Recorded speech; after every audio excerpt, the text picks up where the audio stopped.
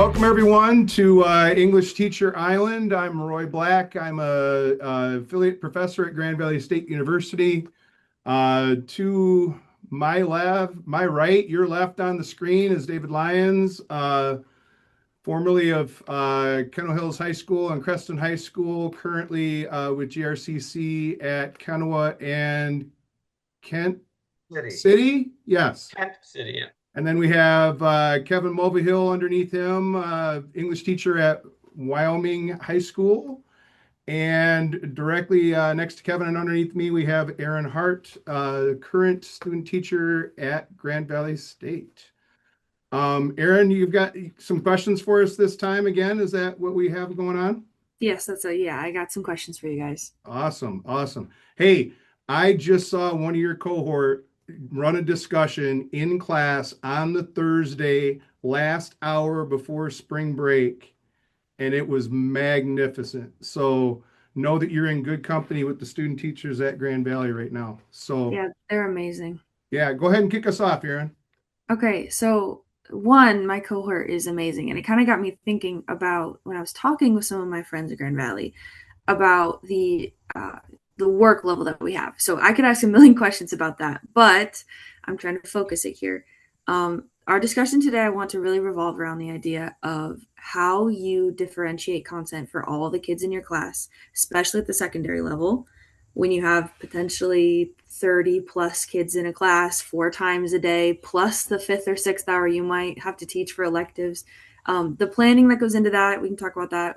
I want to talk about making sure you show up for every student, your guys' advice on that topic, and then making sure that you don't go too far. Like, where is too much planning and then where is not enough?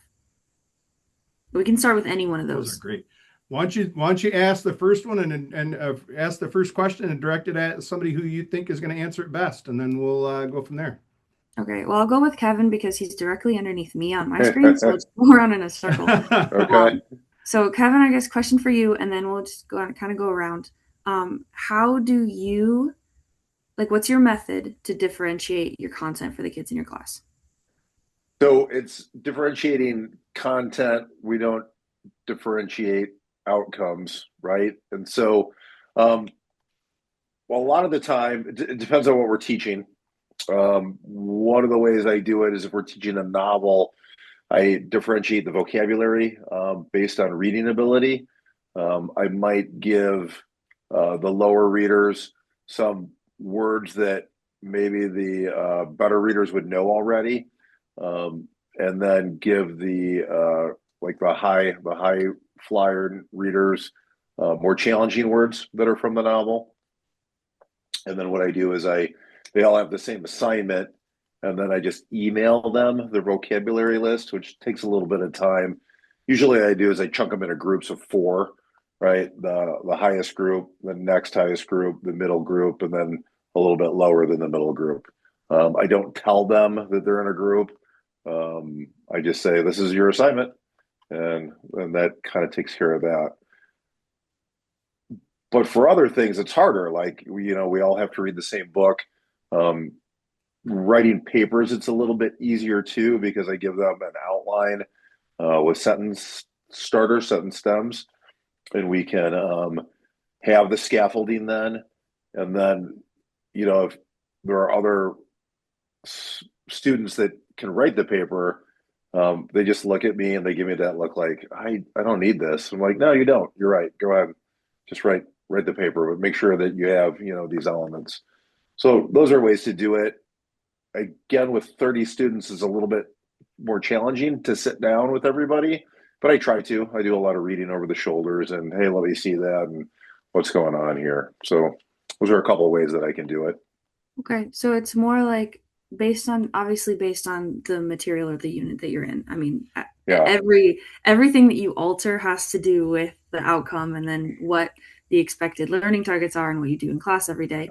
But from my understanding, like reading a novel would be student specific, and then a more writing centered task would be like levels of scaffolding that they can, like, the Yes. lower ones would come in at this level and then pick and choose as you get higher. Yes. I give everybody the same scaffolding certain students know they don't need it, and Mhm. certain students, like if I see that the scaffolding's getting in their way, I'll say, "Hey, don't worry about that part. You just write what you think and then show it to me, Mhm. and I can see where we're going." Okay.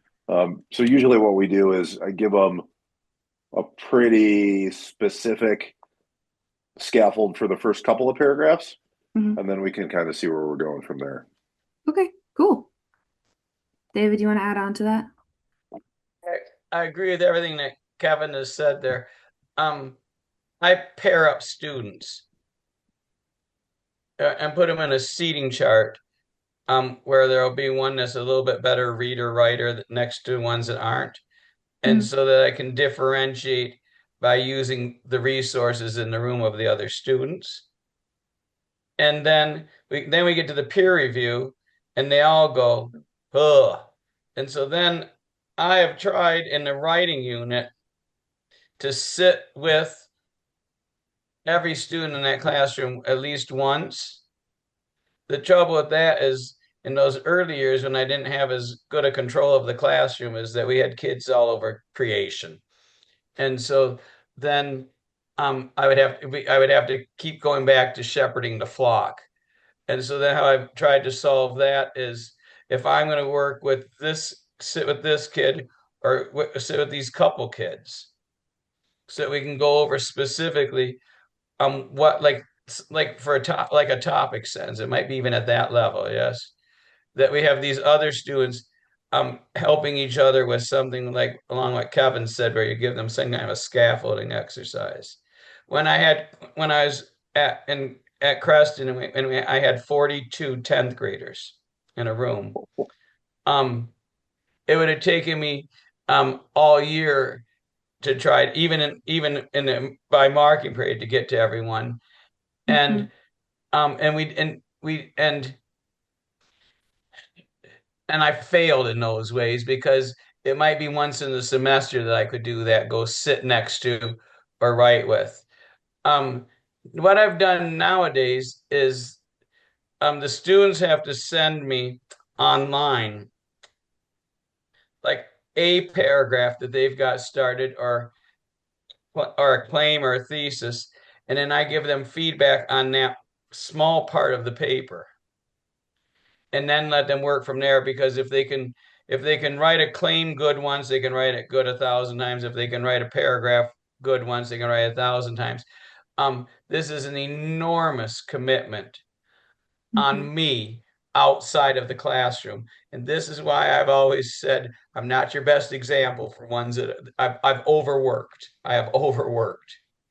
I was just about to say that actually. I was like, okay, so then if I'm taking that as a new teacher, should I do that? And I think the intention I should internalize the action and the hours that I know that takes because I've tried to do similar things with some of my students. I'm like, hey, send it to me, I'll respond, and then I'm sitting there for 3 hours responding to student writing because it's the ones that wanted the help are the one that sent it to me, and it's the ones that really need my help. So I'm sitting there for a long time. But the intention behind it is really good, David. And if I'm hearing you correctly, it's because you want to make those individual connections with the students that so that way you have a very clear understanding of where their confidence or their perception of their own ability or where their ability is starting to taper off. And that's why um, this idea of um, taking like even like 2 days out of the 5 in the week to sit next to them is where you can show me what you got, and then the feedback is oral and is faster than me doing the written. And but it is we had the children were all over the creation, and and if I was going to focus on that, to focus on the larger crowd, in those early years in particular, um really raised my anxiety worse. And then you have something come out of your mouth like "sit down, my dears," Mm-hmm. and that's not what you intended, and that's not the way I intended it at all. But that's so that in order to tend to each one of them, something is going to have to give. Mm. Yeah, and Aaron, I think you're making the right you're following the right impulse by internalizing the intent and not necessarily the action. That that's that's an individual choice on each practitioner's part. Do I spend that time with this or do I spend that time with that? And really, that's a major part of figuring out your workload in your job as a teacher is where do I put my energy? Do I put my energy into making this lesson better than it was, or do I put my energy into replacing it? And that's a negotiation you have with yourself. I was never a big fan of having my classroom look all that Pinteresty because I knew that the energy that I would put into that would be energy that I wouldn't be able to put into feedback or lesson development or anything like that. So yeah, I think you're getting the right message there, and that's the intent, and then you figure out how to implement that and get to that intended goal. Yeah. I do want to ask, kind of, I don't mean to be devil's advocate to you, David, because I like that idea of pairing the students together. And internalizing the intent there, agreed, where you want to pair students together so that that classroom community really shines through. All right, so students can help each other before they need to just always raise their hand and ask the teacher for help. However, to play devil's advocate there, do we feel that that's maybe holding those higher students back, that we're not pushing them if we're assuming that they need to always be the second teacher? We are. And we are. And then what I'll do with them, like that like when Kevin talks about like that top tier, is then um I will be certain to take them aside. And then if like let's say we want that top tier to work on an extended metaphor throughout an essay in their writing, or in the reading I want them to read for illusion. Well, then I give those breadcrumbs to those students. But because we do not want them to have that impression in their mind that they're always the second teacher, we want them to have that impression in their mind is how do we best take care of each other with such a large crowd in here. Mm-hmm. And if I could piggyback on that a little bit, if you, as a student, can summarize and demonstrate and teach, show, right, the material to another student, that's a higher level of thinking. That's not holding you back. That's doing you a huge favor as far as your intellectual development goes. Mm-hmm. Yeah, and something that we learned just a couple years ago, there was a research study done through the Lake Michigan Writing Project here at Grand Valley where they looked at feedback and receiving feedback and giving feedback. And I think that can inform us in this situation. In the study, they had three groups. This teacher had three classes, three sections of the same class. One was the control group. One group gave feedback only on this paper. They, gave feedback to students in another class, and those students received that feedback, but they received no feedback themselves. The third group only received feedback, did not give feedback. And what they found with the final grades is the group that gave feedback only and did not receive any is the group that scored the highest.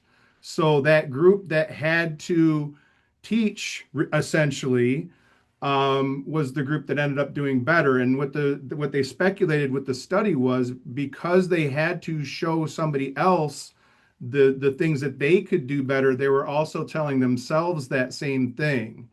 And perhaps when we're the receiver of feedback, we tend to skip right to the grade, maybe instead of looking at the feedback. And so we don't necessarily benefit from the feedback the way we intend. So, yeah, and I had the same question, Aaron. How do you keep kids from realizing the pattern, when you got this kid, this kid, this kid, this kid? But I think David, you're right in that if you just kind of keep doing the business of school. And if somebody goes, well, and if somebody notices the pattern, maybe you let them in on the secret, or maybe you tell them what you're doing. But again, if it falls under the "we take care of each other" umbrella in your classroom, I think that's that could be a constructive Mhm. conversation, actually. Yeah, yeah. Aaron, good question so far. Thanks. I figured that one would get us going. I've heard of that study before too, and so even in asking, I knew that it's not always holding them back. And honestly, most of the times it isn't. But And that's a I'm common argument against it. That's a common Yeah. argument I hear from parents why they don't want their students doing group work, is they don't want those dumb kids holding their brilliant kid back. And that's not necessarily, first of all, that's not necessarily the reality of the situation. But second of all, I mean, those students are benefiting almost as much, if not more, than the students that need more help. hmm Let's get closer to that thing that I cannot believe was an actual fact for you, David. What did you say? 42 first Hurricane. graders? Mm. I was talking with one of the teachers at the school that I'm placed at, and they said when they first started teaching, I think it was their fifth or sixth year, they had 50 eighth graders in one of their writing classes or their Mhm. English classes. I was like, Mhm. 50 students in one room sounds insane to me. Right now, the largest class I have is 29. And Yep. I know, and I've been spoiled rotten. And the smallest class I have is on a good day when everyone is present is 17, and it is chef's kiss. It is beautiful. And I feel like I am I am in the zone. I'm connecting with every student. I have time to breathe.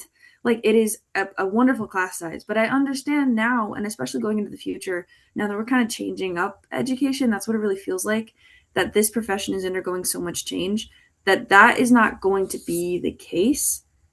And even if it is a smaller class, I feel like there is so much more focus on making sure you connect with those students that it could be just as much work. So then my question for all of you is, what do you prioritize? If you're focusing on how to connect with the students, are you focusing on differentiating the content, kind of like what um, Kevin was saying with the vocab? The vocab with like maybe giving them like a quick summary for the like maybe the ML readers so that they can have easier access. Is that your priority? Is it prioritizing very clear instructions so that there's less asking of you? Is it prioritizing the language or the text selection? What's your priority when you're changing it up for the people in your class? um, is that okay? So I guess the priority is I try to be really careful about writing directions as clear as possible. I use a lot of bullet points. I go over it. If we use a rubric, I go over it. I want to make sure that everybody understands what's going on and how they're going to be graded. And I do that for everybody. Um, I I guess I prioritize giving the help to the students who need it the most. Mhm. We all read the same thing. We all have the same outcomes. Deadlines are different, right? Some people, if their 504 plan gives them extra time, generally speaking, I take late work anyway, so it's never really been a problem. But I guess really it's the priority is the students who need my help the most are the ones who need it.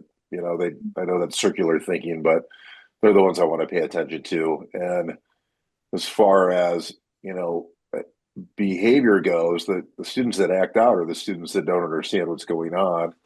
And so it's not just a behavior issue. It's like sitting down and be like, okay, this is what's going on here in the story. And what do you think about that? And trying to have those conversations about the book. And a lot of what we read isn't really that easy. Mm, Right now, I'm teaching Fahrenheit 451, and that's a hard book for a couple of different reasons. it's a It's great third book. person limited, which they're not used to. Most of the books we read are first person narration, and the vocabulary in 1953 is very different than the vocabulary in 2026. So we got to Mm, make sure, and it's all metaphor. He is a great writer. I love Ray Bradbury, but boy, he never met a metaphor he didn't like. right? And And so we couldn't got to talk extend about, for a page and a half. oh my goodness, and he's not afraid to mix them. So Right.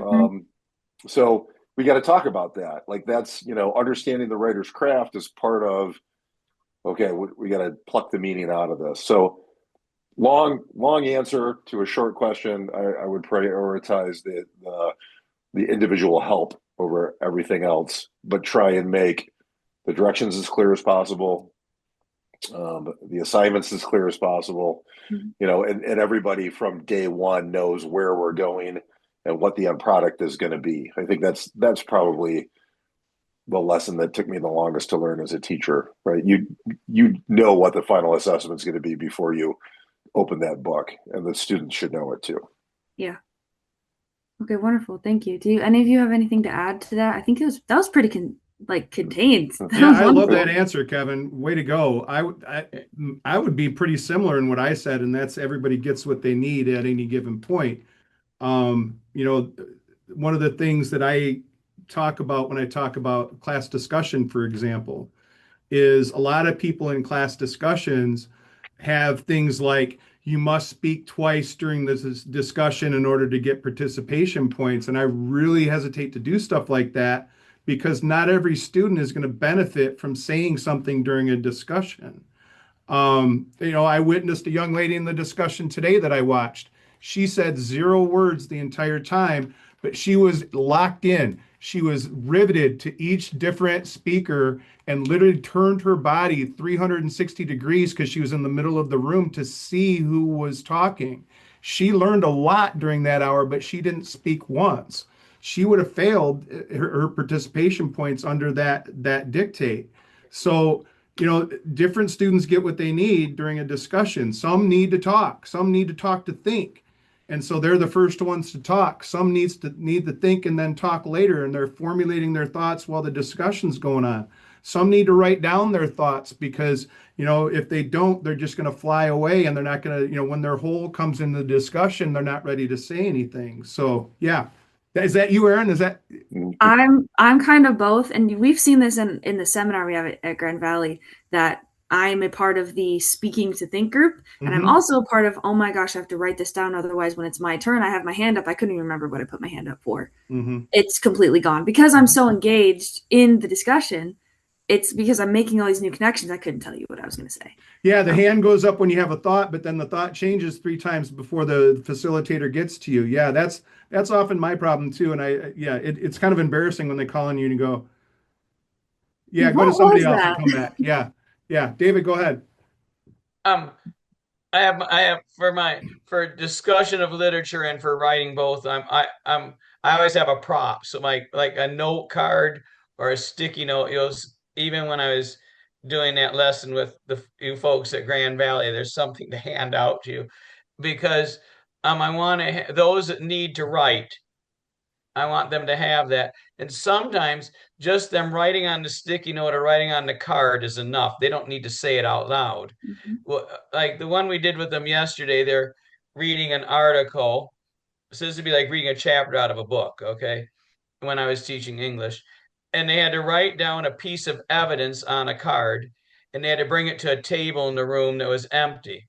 And then the next student, if your evidence was along the same theme as that student's evidence, you just put your card next to it. If it's something different, you put it in another spot. So then I go to look when everyone's put their pieces, everyone's put their cards or their sticky notes there. And then I look to see what themes they came up with. Then I'll ask a more general question. Well, then my top flyers are the ones that got to answer those questions. But everyone has had an opportunity to see what connection they make. And and when I had my classes of 37 and 38 and 39, to let them get up to move in the room during that hour first of all, was a leap of faith for David E. Lyons that plans about 900 years in advance. But my goodness, once I took the leap of faith with those large classes in the early years, I'm so thankful I did. And there's always going to be something they can do. Sometimes they take that note card, their sticky note, they share it with the person at their table, and that's the extent of it. And then, like I did with the wagon wheel, which I like so much, but I also knew that I had all teachers with me is that by going around the room and having a brief conversation with 9 or 10 people, what they have learned from talking very quickly with that many students in the room is a far better use of space and time than I could trying to wait for 37 kids to talk twice in the hour. Mm-hmm. Yeah, and it's really validating to the student, David, to get that immediate feedback from 7 or 8 different people.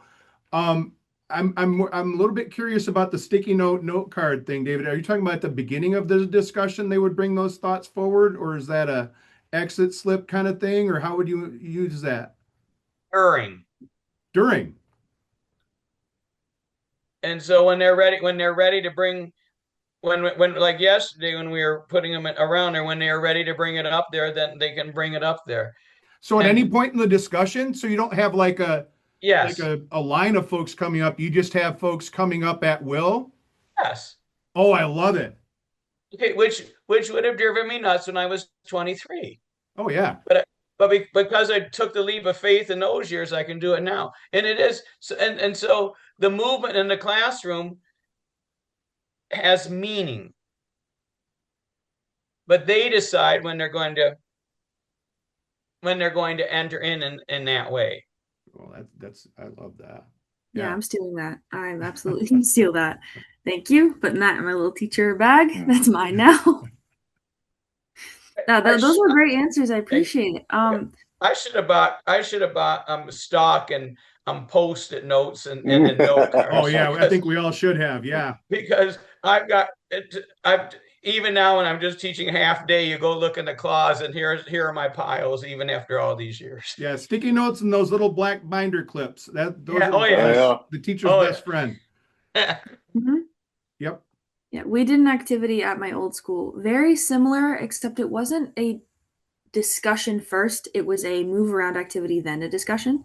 But it was with the Crucible where we had a bunch of characters, and then they had to, instead of verbally saying it, they had to write their thoughts on sticky notes, go put them next to the characters, assumptions they made, observations, just a whole bunch of things.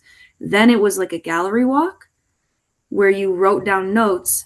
Then we had a discussion for the students that use the discussion, like who think out loud, who wanted to verbalize those thoughts. Because then I had evidence that every student interacted with the information that their peers were sharing, and they contributed some because they had to sign their name on the sticky notes. Yeah, and moreover, Aeryn, everybody was ready for the discussion because everybody had thoughts in their head that would help the discussion because they've had their initial thoughts, they've put them up for the public to see, they've had their thoughts validated by doing the gallery walk and seeing that there are similar thoughts to theirs throughout the room. Everybody's comfortable enough to talk. Now let's sit down and have a discussion. I think that's a pretty good framework too. Yeah, it did. Unfortunately, our discussion got cut short a little because it was such a long activity, but it was good in practice or in theory. Absolutely. And allowing what I like what you're saying there from that example is that the teacher gave himself or herself permission to say, okay, this might take the full 55 minutes. But I value that interaction. I value that time for them to think. Yeah, and if the conversation falls off the end of the hour, there are ways to carry a conversation or a discussion over to the next day.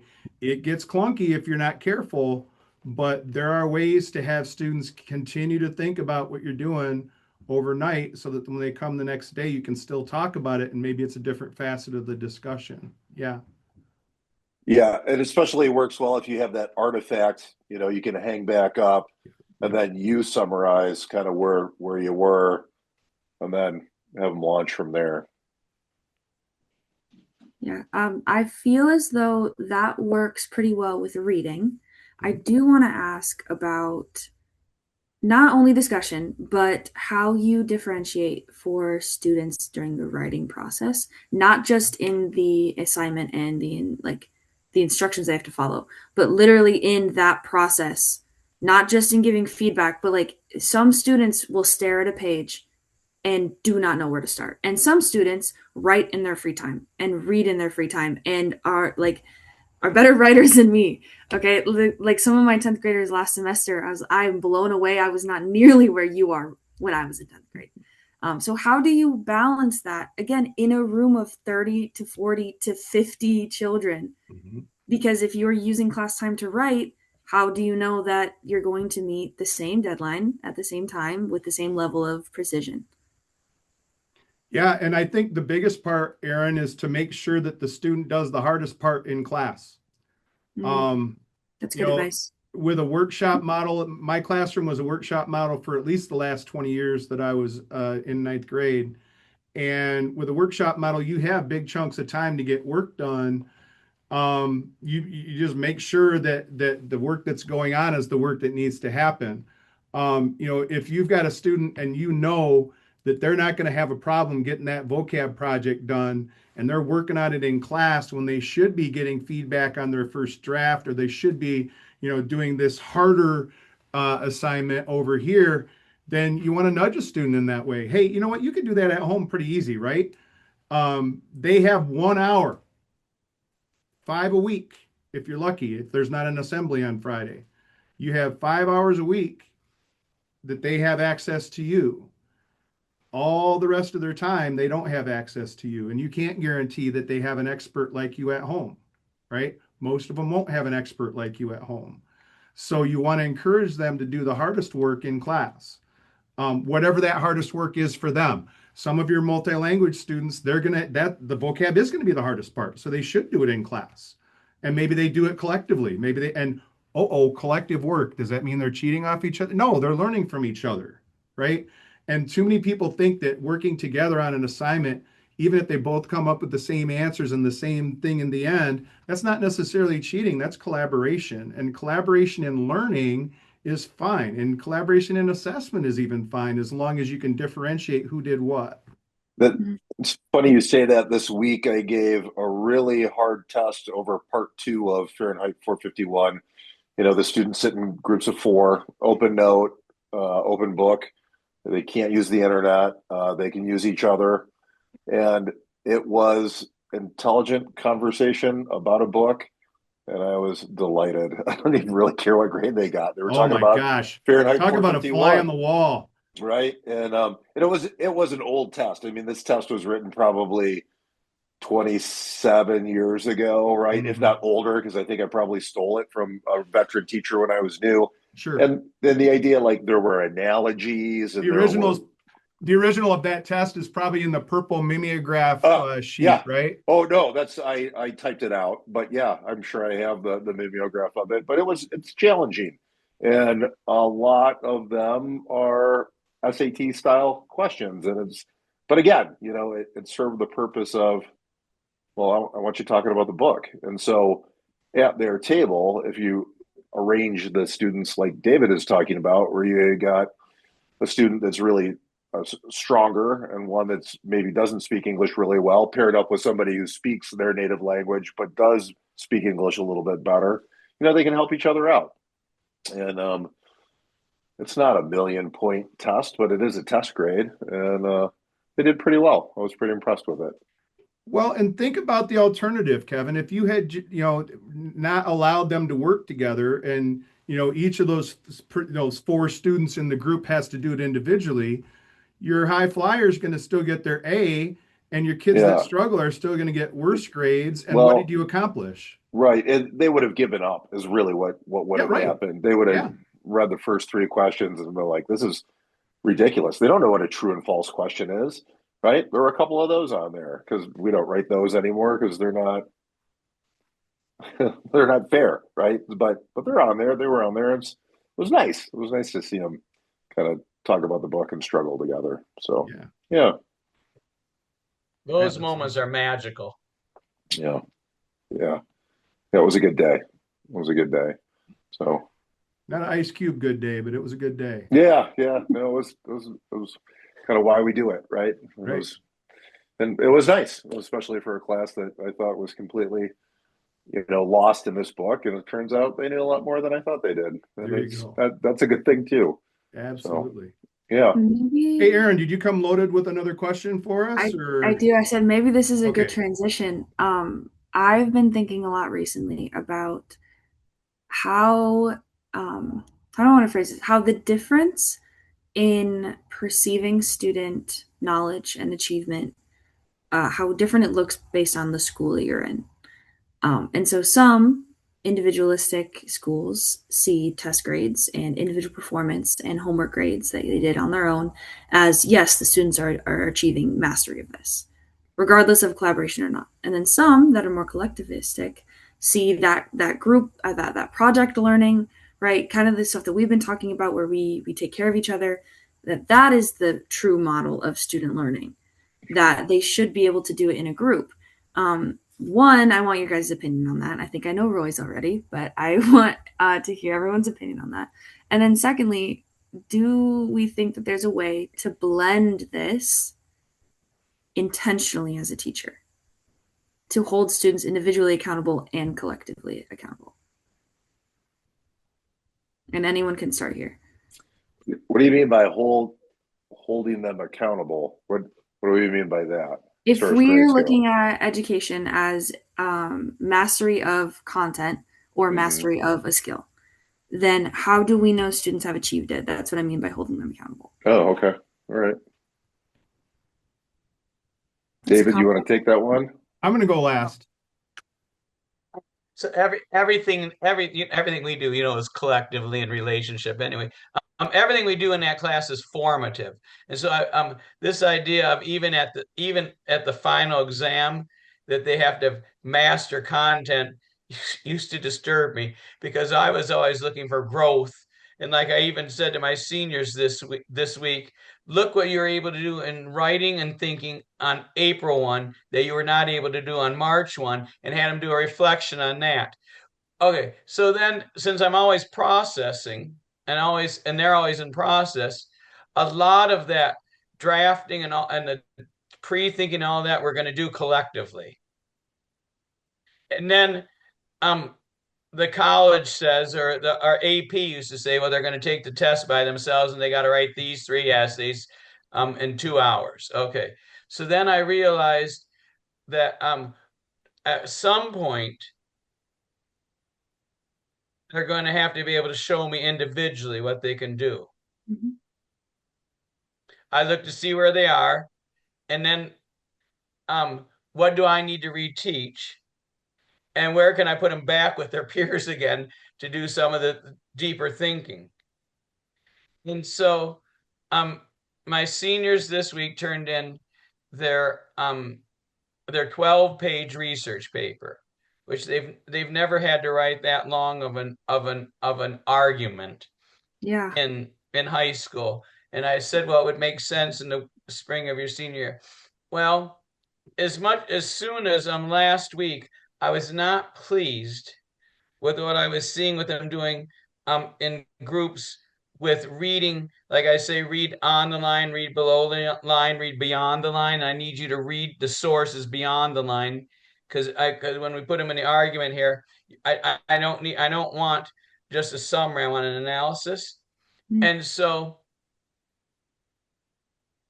when I'm listening to them working in groups last week, then I said, okay, my dears, I got to pull you together for a minute. I go into a short lesson on the board about, I said, give me a topic. And then so I can talk about how we're going to read it deeply and how we're going to analyze it. Then put them back into groups. And that, I plan to like the nth degree. And because I plan to the nth degree, I can take these detours with them. Because I knew then by this week what I needed them to do is, as I've started to read their papers, they are doing individually what I needed them to do with the reading beyond the line and looking at an analysis in their argument as opposed to just a summary of what someone said. And I said, like, you can't just choose quotes out of articles willy-nilly. And I'm seeing that. So what I'm hearing is that it's individual work that they then discuss, think about, and grow from collectively. Because your class, especially AP testing, especially what is it? Is it AP Lit?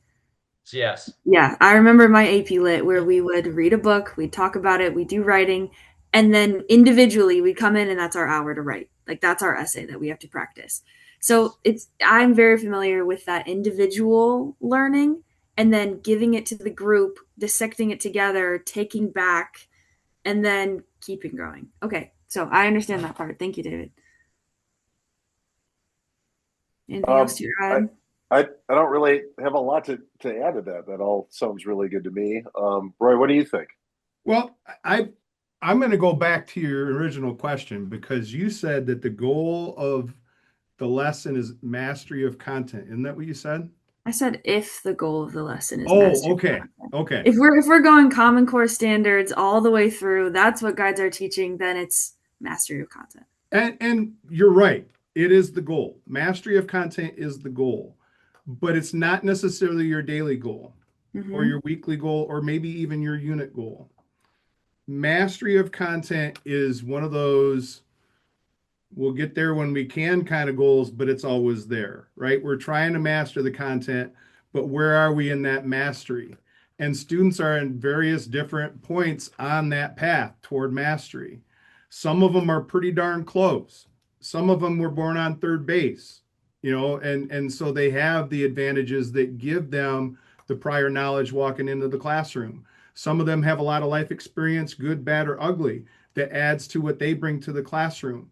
So really, it's mastery of content is a goal, but more than that, I think growth, progress, and actualization are goals that can happen every day if you work toward those goals. And Mm-hmm. mastery is one of those. There's long-term goals and short-term goals, right? I would say mastery of content is a long-term goal. And, really grades are there to measure whether that growth has taken place or not. And too many people, I think, and Aeryn, I'm not blaming you for saying mastery of content was a goal or the goal, but many people think it is the goal, which is why standardized tests are such a thing. There wouldn't be such a thing as a standardized test if we didn't think that mastery of content is the thing that proves whether you learned or not. And I don't necessarily agree with that concept. Mm-hmm. Um, you know, People argue with me about minimum grades, right? Where I say I don't give anything below a 40 on a project. And people go, well, what are you giving them work for nothing? Or what are you giving them credit for nothing for? And I tell them they didn't do nothing. They did the first draft. They did the thinking about it. They read the book. They just didn't finish the project. So, I, you know, I would say a student would really have to work very hard to get a 0 to do absolutely nothing on an assignment. So if you want to talk math, I mean, they've done more than nothing, so I'm going to give them something. But that's not the point of the argument. The point of the argument is we don't want to mathematically kill the student in the grade book with a grade. So growth and progress, we're measuring growth and progress. When you give group grades with a group project, I don't give group grades on a group project. Each student gets a grade based on what they contributed to the group. And I'm smart enough and I'm observational enough, and my students are honest enough that I can give an honest evaluation of who contributed what to the assignment. And so, yeah, I guess I don't know if I'm even answering the original question, Aeryn, but I We're think, dissecting it. yeah, I think, yeah, we'll call it that. We'll call it that. Yeah. Um, Anything else we can add or anything that we just sparked as far as additional questions before we wrap things up, Aeryn? David, you got May I, something? but may I ask, Aaron, may I ask you, okay, in your school district, from the district level, do they put into the grade book like the I when I taught English 11 1, that was the first mastery skill, and they would put 11 1 in there, and they decided it was worth something like 60% of the grade. I don't know what that was. And then they put 11 2 and 11 3 so that you could show in your grade book from that perspective, well, the students where they are in these different mastery of content. And Mm, it nothing. bothered the heavens out of me from my philosophy, as you can imagine. Yeah, nothing as formal as that. It does They could, exist. Yeah, it exists in a shallow kind of way that each of our lessons, because in the school that I'm in right now, we have, I hesitate to call it a scripted curriculum, but the lessons, the materials, and the order is given to the teachers. The teachers then can switch up the order, switch up like the smaller parts of the lessons, but the objectives need to stay the same in the same verbiage. And then obviously do with that what you will. So we, for example, we're doing argumentative writing right now. We were given a Malala speech, an Obama speech, and an Emma Watson speech. We have to use that, and we have to annotate and go over them for rhetorical devices and all that fun stuff. And so depending on the lesson within the larger unit, the grades from those assessments demonstrate the student's mastery of that. Yeah. But it's not like 30%, 20%, and whatnot. It's just all a part of a whole, which is not my favorite. That seems like a more sensible way to do it than a lot of them I've seen. That's for sure. It's not horrendous, and I will say it does provide a lot of structure. It takes the weight of long-term planning off of the teachers, especially those that are not like that's not their forte, because everything's laid out. And my teacher, she went very, very in depth over the past couple summers that she's been teaching this class, really rearranged all of it to make a logical order, which I think is benefiting the students more, which means that their mastery of certain content areas is being spliced, which I think is the more natural way to do it. That's why I like this, because you can't build writing in isolation. You can't build speaking and listening in isolation. It's a writing and reading and speaking is all a reciprocal process. So they all build on each other. Yeah, Aeryn, I think we could do an episode on how the structure of the grade book dictates what teachers do and how they have to do it. It would be a really boring episode, and it would probably mean the end of this podcast. But we literally we could talk for a very long time about how the structure of a grade book changes what teachers are able to do, right? And then you think about things like, Kevin and I had to use the same assessment for the same class for a very long time. And even though we're very similar in philosophy, we are very different in implementation and how we do things in class. So yeah, there's a lot of things that you have choice over, and there's a lot of things you don't have choice over. And the areas where you can affect it, your mentor teacher went and rearranged the entire curriculum in a way that made more sense. Her students have an advantage over the teacher that didn't do that. And that's where you can individualize your particular practice to make it more effective for your students, or you can choose not to do that. Mm-hmm. Yeah, that is a very good topic. I think that we should amend it to be a bit more interesting. Yeah, we'll figure out a better way to package it. Yeah. But that's a good one. We should talk about it, grading, and then how do we assess students. Yeah. Hey, Aeryn, you mentioned joy last time. I thought you were going to bring that to the table this time. I think maybe that's what we need to do next episode. So if you could fire us each a question, a joy-related question before the next episode. Let's end with this. Spring break is happening next week, at least for the three of you to some extent. I guess mine too, because my student teachers are on break. I just have my one class that's outside of that responsibility. So let's hear about plans. David, I saw your little record player. Is that what you're occupying yourself with over break? Because I haven't yet. I'll be grading research papers too. Because I haven't learned that, like, when they go on break, I'm supposed to go on break. So I'm not a good example for all. We'll move on. Kevin, what are you doing over break? I working on the house, and I'm going to read. I got some books lined up to read. I'm not going anywhere, so I'm going to paint a couple of bedrooms, and I'm going to read a couple of books. That's what I got to do. Awesome. Yeah. Work and play. We're work and play. Awesome. Aeryn, how about you? Well, I'm heading to Florida to visit my grandparents. Oh, good. So they're snowbirds, so they got a house down there. I'm going to go visit them. I'm leaving in a couple days, but before that, I'm going to try and get all my GV work out of the way so I can just go and read and get burnt. Yeah, the fate of the redhead, right? Yeah, like I said, Monday and Wednesday I'm going to be teaching class and loving the heck out of that. But I think the rest of the time I'm going to find things around our house to do with Emily, my wife. Awesome. We've got some landscaping that needs to get done, and I think I'm at the point where I can have people do that other than me. So we're gonna kind of get a laundry list of what we want done in the yard over the next week. So None of us Sweet. can and then sit figure still. out what I'm gonna do and what we're gonna have somebody else do. So All right. hey, this has been English Teacher Island. Thank you, everybody. Thank you, David. Thank you, Kevin. Thank you, Aeryn. I am Roy.